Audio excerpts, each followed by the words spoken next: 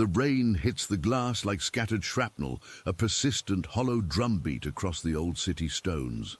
Look out there, Private, that grey landscape, damp and indifferent. That's what chaos looks like when it settles down to business. It is not the sudden explosion you fear. It is the constant low-grade attrition of energy, the endless damp that seeps into your command structure and rusts your resolve. You came to me asking about boundaries, about drawing a line in the dirt, about defending your perimeter against the minor incursions of the untrained, the disrespectful, the weak. You spoke of shouting, of arguing, of issuing warnings. You spoke of what you would say, amateur hour. That is the desperate, noisy reflex of a recruit who mistakes volume for authority. It is the sound of a command structure wasting vital combat resources on administrative skirmishes. We are not discussing skirmishes here. We are discussing the long, brutal campaign of command. The true officer does not need to raise his voice or even move a muscle to repel an invasion. His presence is the warning. His stillness is the wall.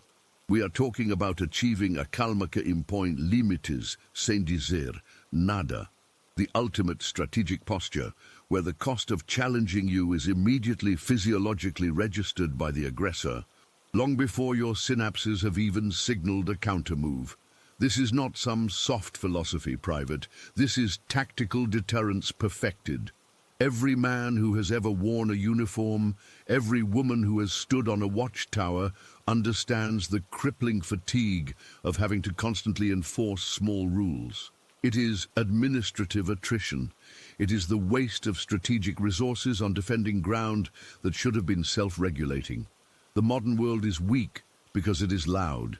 It communicates in frantic emotional bursts, confusing reaction with action, treating every minor disrespect as a full-scale assault requiring total mobilization.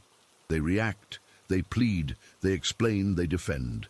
They give away the tactical advantage of silence for the fleeting gratification of being heard, because they believe their boundaries must be verbalized to be real. They believe the limit is the memo. A veteran commander knows better. The limit is not the word. The limit is the state of being. Consider the historical archetype of the Sentinel on the citadel wall. He stands immobile. He carries no placard listing the rules of engagement. He does not wave his arms and scream, "Stay back!" The sheer geological fact of his presence, the iron posture, the settled weight, the cold, distant focus, communicates the absolute non-negotiable threat of immediate catastrophic force should the line be breached. The threat is not in his weapon, it is in his settled determination. He has already mentally executed the countermove 1,000 times. There is no doubt, therefore, there is no opening for negotiation. The moment you feel the need to argue, to convince, or to repeat your limits, you have already lost the ground. You have signaled internal doubt, and doubt is the scent of blood to the jackals of disrespect. You have conceded the initiative to the aggressor, dragging yourself onto their preferred battlefield, the messy terrain of emotional debate.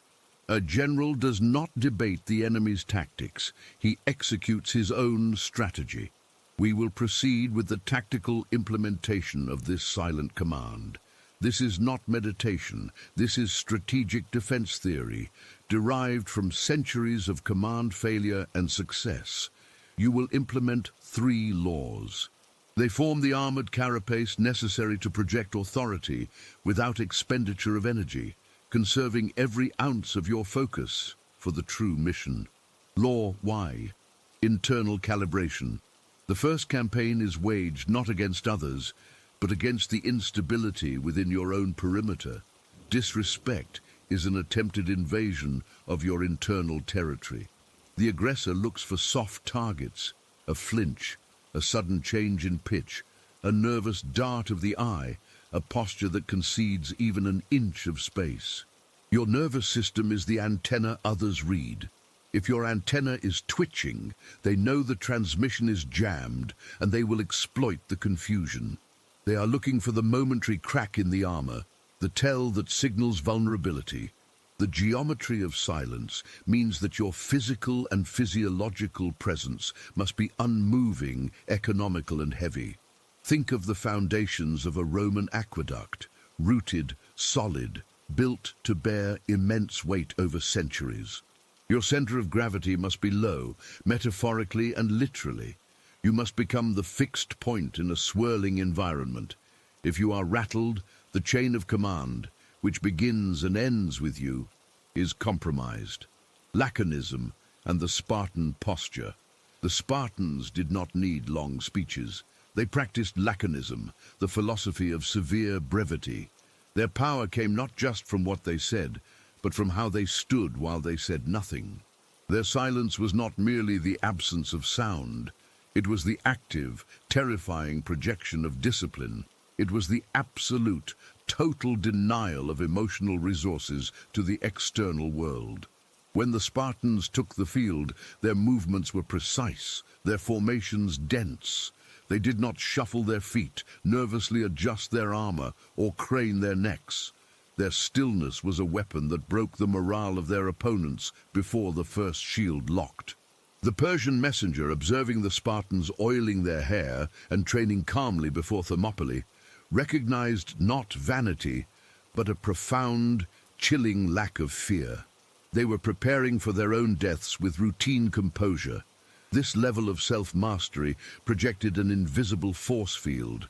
Do not approach what accepts death so calmly. They were operating on a plane of reality the Persians, for all their numbers and noise, could not reach.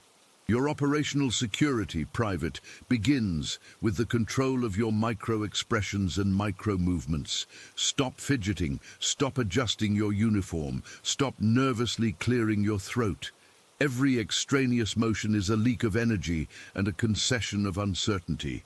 The Sentinel's gaze and the settled breath. Your first tactical exercise is the mastery of the settled breath. When challenged, when that verbal grenade lands, you must immediately drop the breath deep into your diaphragm, expanding your lower ribs. This simple physical act counters the sympathetic nervous system's fight-or-flight response, which demands shallow, rapid breathing. Shallow breathing is an audible, visible sign of panic and stress, which tells the aggressor, "I am receptive to manipulation." A deep, slow inhale and an even slower exhale signal to the entire room, and crucially to your own reptilian brain, that the current threat level is negligible and under control.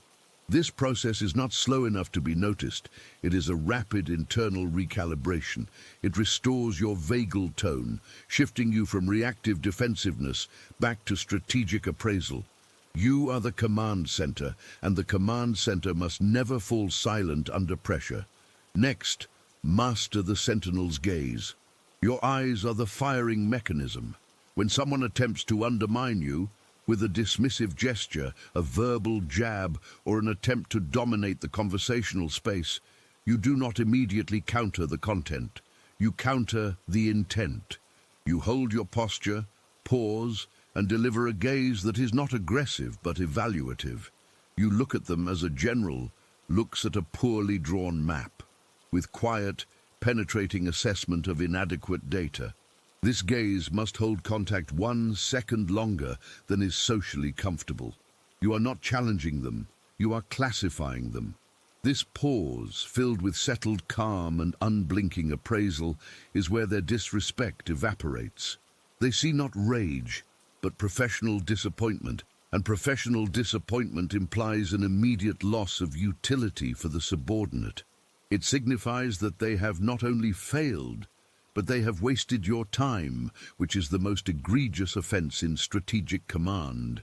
The geometry of silence mandates that your default state is anchored and still. You are not easily moved. You are heavy. You are a mountain, and the disrespect is merely weather attempting to erode you. The mountain does not debate the storm. It endures, and the storm eventually passes, leaving the mountain unchanged, still defining the horizon. Law 2. Strategic removal. If Law I is about controlling the internal fortress, Law 2 is about controlling the tactical map by strategically withdrawing resources. This is the application of controlled consequence. The most common error in setting boundaries is the issuance of threats, warnings of future consequences. If you do that again, I will leave. If you speak to me that way, I will stop helping you. A threat is a debt you may or may not pay, and it immediately invites the challenger to test the reliability of your commitment. It hands them the initiative and forces you into the defensive position of proving your seriousness. True authority does not threaten, it executes. The doctrine of predictive absence states that if a boundary is tested, the consequence is not announced. It is simply deployed with clinical efficiency.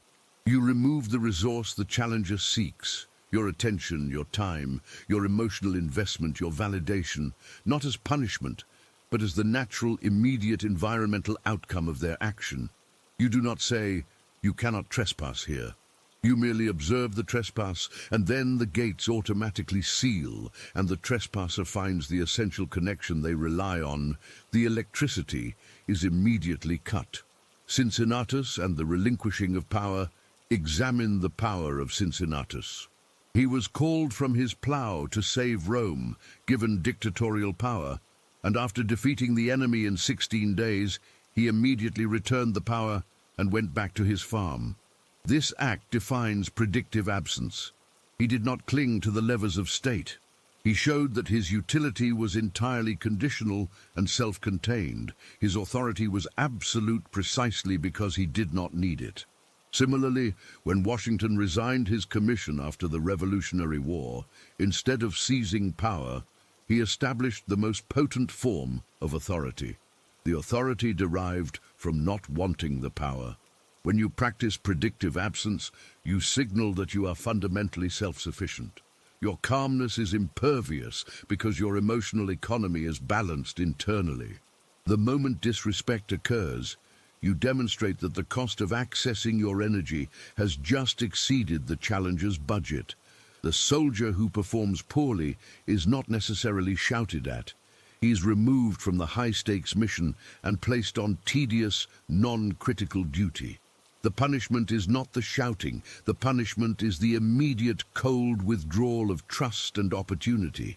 This absence creates a powerful vacuum. People crave connection, attention, and validation. The silence that follows a transgression must be heavy and absolute. It is not resentful silence. It is functional silence. I have registered the failure, and I am now proceeding without you. This is strategic resource allocation theory. Your attention is your most valuable asset. Waste it on noise, and you lose the war. Redirect it instantly to a more productive target, and you show the true cost of their foolishness. The immediate pivot. The immediate pivot is your operational deployment of this law. When the disrespect lands, the dismissive tone, the unearned criticism, the attempt to steamroll your input, you do not engage the content of their attack. You acknowledge the attack itself with the Sentinel's gaze, and then you pivot your resources elsewhere. If it happens in a conversation, your verbal response is limited to one short, neutral statement of fact, delivered in that low-level tone of command. That behavior is not useful, or, I see that. It is an acknowledgement, not an engagement. It is the tactical equivalent of registering a minor explosion 10 miles from the main objective. It is logged, but it does not alter the marching order. Then you literally pivot your body slightly, diverting your attention to the next objective on your mental map. You break eye contact, not defensively, but strategically. You address the room, you turn to the next person, you pick up a relevant document. If the transgression occurred digitally, you do not reply. You immediately switch to a project involving someone who adheres to standards. Your attempt to breach the perimeter has been logged, and your utility to this mission has been revoked. I'm allocating my attention to areas that demonstrate professional standards. The limit is imposed not by a verbal barrier, but by the immediate practical demonstration that their energy is no longer worth the investment of your own. This requires courage, because the challenger will often escalate briefly to try and pull you back into the noise. They will amplify their efforts to regain your attention. Do not engage the escalation. Hold the pivot. They must learn that noise generates only silence and absence from you. Their noise is designed to attract your attention. Your silence must be so profound that it starves their ego of the fuel it needs to continue the attack. You are not waiting for them to stop. You are simply proceeding as if they have already left the battlefield. This strategic detachment is the opposite of passive aggression. Passive aggression is born of fear and resentment. Predictive absence is born of radical self-trust and operational efficiency. It is cold, effective, and entirely non-personal. The decision is purely tactical. The risk-to-reward ratio of continuing engagement is unacceptable. Think of it as the ultimate economic sanction. You cut off all trade, instantly and without announcement, because their currency is now volatile and useless. The rain outside this window may be relentless, but it must never penetrate the walls of your operational efficiency. Law 3. Inherent value as barrier. The first two laws build the mechanism of defense. The third law dictates the very nature of your command. This is the sustaining doctrine. Weakness demands that others respect their boundaries. Strength operates differently. Strength understands that its intrinsic self-certified value is the boundary. You do not impose limits on others. Your very nature, your standards, your commitment to integrity, your demonstrated competence is the line that others fear to cross. A true general does not need to repeatedly inform his troops of his rank. His strategy, his bearing, and his operational success confirm it. When soldiers see incompetence, they disrespect the command regardless of the stars on the shoulder. When they witness cold, surgical precision, and absolute integrity, the respect is automatically conferred, because their very survival depends on honoring that line of command. They respect the line because the line ensures their continued existence.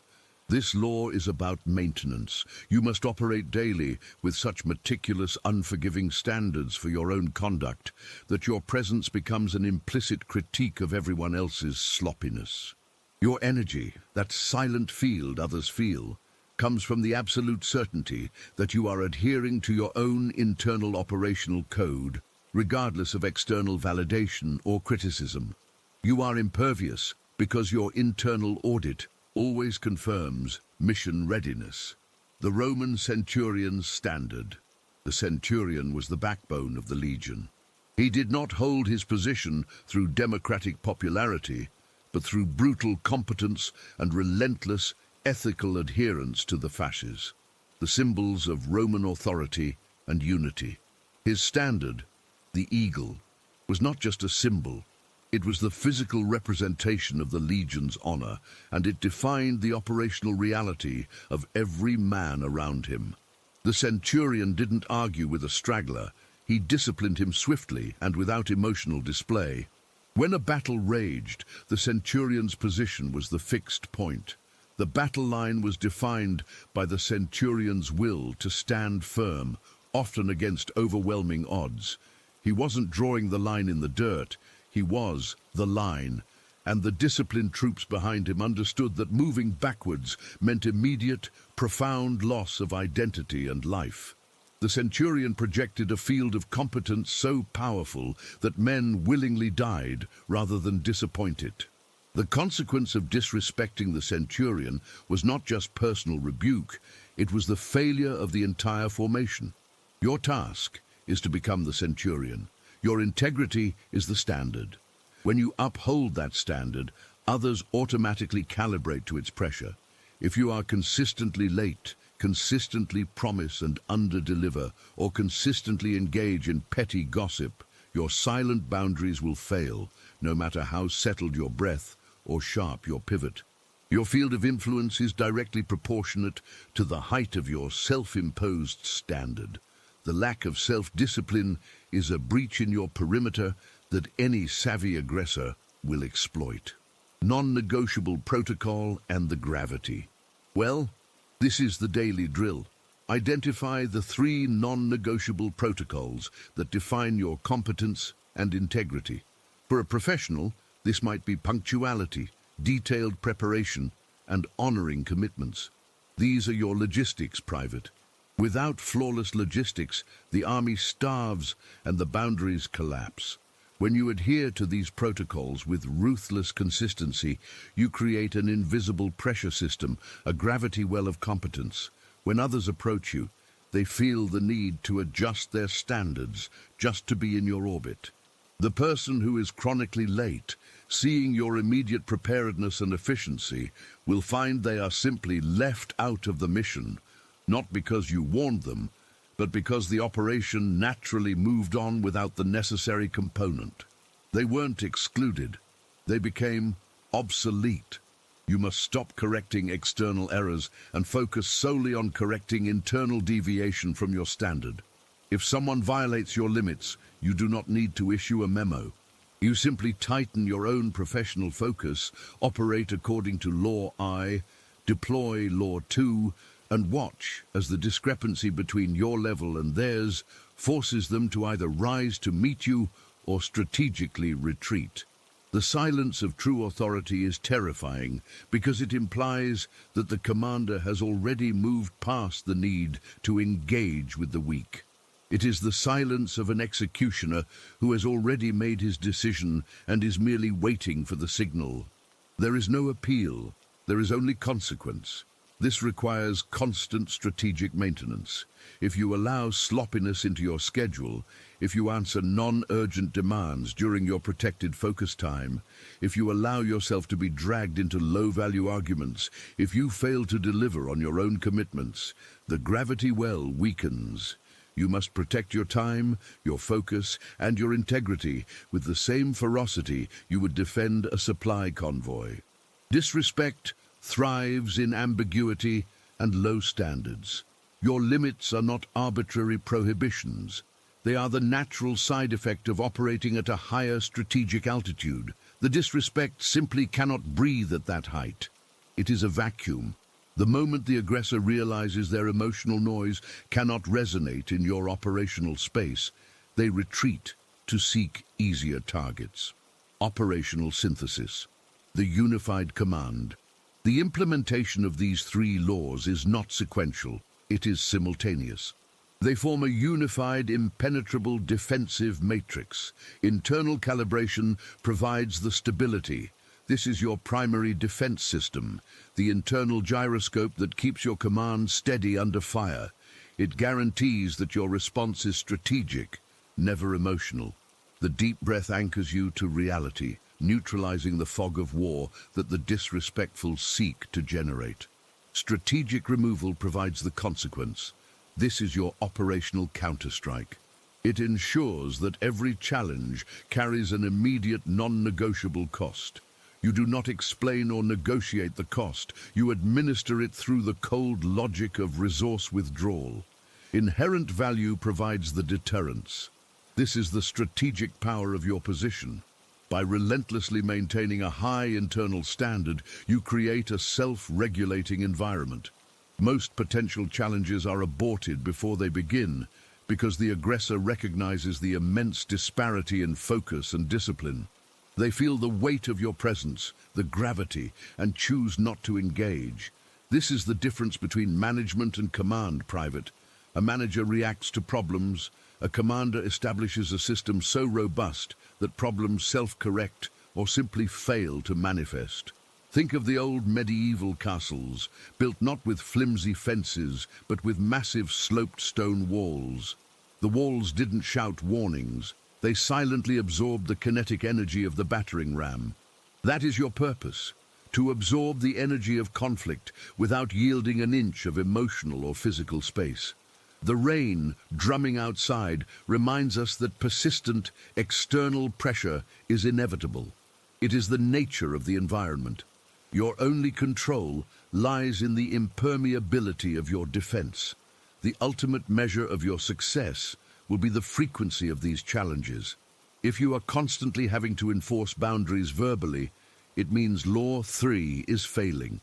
It means your standard is too low, or your commitment to Law I is inconsistent.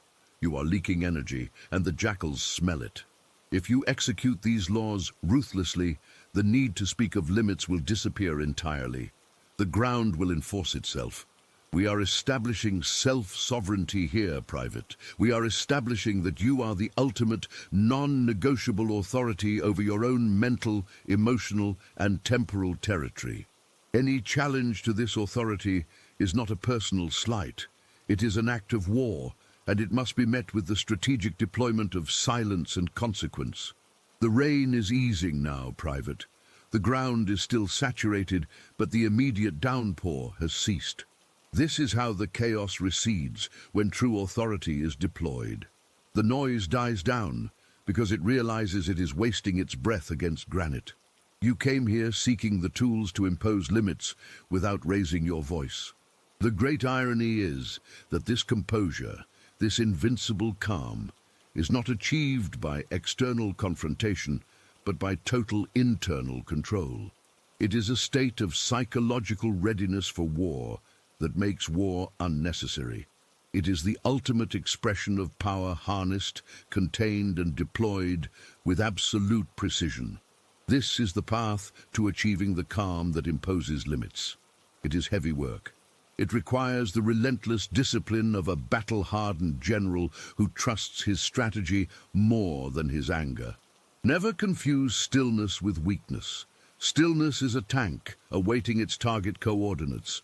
You will not seek conflict, but you will make the cost of conflict so clearly prohibitive, so immediately punitive through the execution of silence and absence, that the disrespectful will simply choose to march their tired, noisy little legions around your perimeter rather than risk the confrontation. They will look at the wall, register its geological stability, calculate the immense force required for breach, and pivot their own operations toward easier victories. Go, execute the plan. The campaign for your own self-sovereignty begins now. We tolerate no weakness in the ranks. Your limits are your shield, your silence is your armor, your integrity is the flag atop the citadel. Now make them impenetrable. Move out,